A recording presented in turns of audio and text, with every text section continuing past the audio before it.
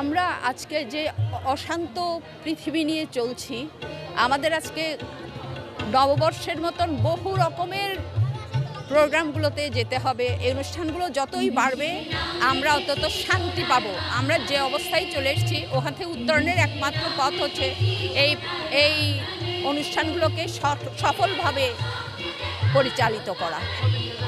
আজকের এই দিনটা পেয়েছি। আজকে অ্যাকচুয়ালি যে মুহূর্তটা আমি দেখছি খুব নিরিবিলি, এখনও অনেক মানুষ আসেনি। সো এই অল্প মানুষের মধ্যে যে প্রোগ্রাম আমরা আমাদের সামনে দেখতে পাচ্ছি খুবই ভালো।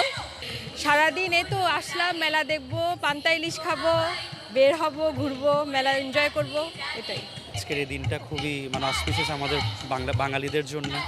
একটা ট্রেডিশনাল একটা মোমেন্ট, পরিবারকে নিয়ে সবার সাথে আসার যে সৌভাগ্যটা আমার মা নিজে প্রোগ্রাম করেছেন, তো সেটা উপভোগ করতে পারলাম। তো এটাও অনেক একটা আনন্দের বিষয়। যার আমরা যে একটি জাতি হিসেবে, বাংলাদেশ হিসেবে আমরা যে সবাই সম্প্রীতি এবং সৌহার্দ্যের মধ্যে আমরা আমাদের বাংলাদেশকে সামনে এগিয়ে নিয়ে যাওয়ার যে প্রত্যয়, সেই দৃঢ় পথে যে আমরা প্রত্যয়ী আছি, সেটির আজকে একটি অত্যন্ত বর্ণাঢ্য এবং সুন্দর আয়োজন আমি করেছে জেলা প্রশাসন। আমি তাদেরকে ধন্যবাদ জানাই।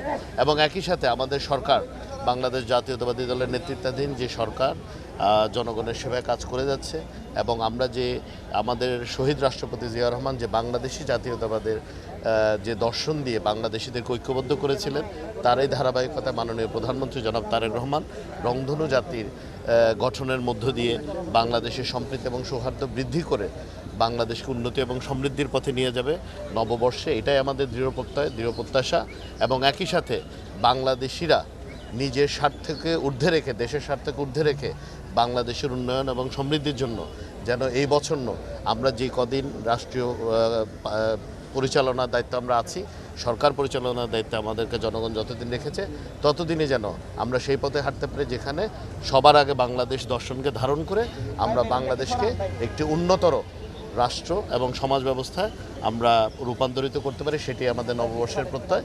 আমরা সকলে মিলে, আমরা যারা নির্বাচিত জনপ্রতিনিধি আছি, আমরা যারা সরকারের অংশ আছি, আমরা যারা প্রশাসনের সাথে, আমরা আমাদের শীর্ষ কর্মকর্তাবৃন্দ আছেন, এখানে আমাদের ডিভিশন কমিশনার এমপি মহোদয় আছেন, এই চট্টগ্রাম ৯ আসনের, এবং আমাদের ডিভিশন কমিশনার সাহেব আছেন, ডিসি সাহেব আছেন, পুলিশ কমিশনার সাহেব সহ অনেক আমাদের যারা ঊর্ধ্বতন কর্মকর্তাবৃন্দ আছেন, আমরা সকলেই মিলে আক্লান্ত পরিশ্রম করছি, 24 ঘন্টা চেষ্টা করছি যেন আমাদের বিগত 17 বছরে যে বাংলাদেশকে যতভাবে পিছিয়ে দেওয়া হয়েছে, অর্থনৈতিকভাবে যেভাবে ভঙ্গুর একটি রাষ্ট্রে পরিণত করা হয়েছে, সেটির থেকে উত্তরণ করে আমরা যেন একটি সমৃদ্ধ এবং উন্নত বাংলাদেশকে আমরা সবাই মিলে করতে পারি, সেটাই আমাদের নববর্ষের প্রত্যাশা।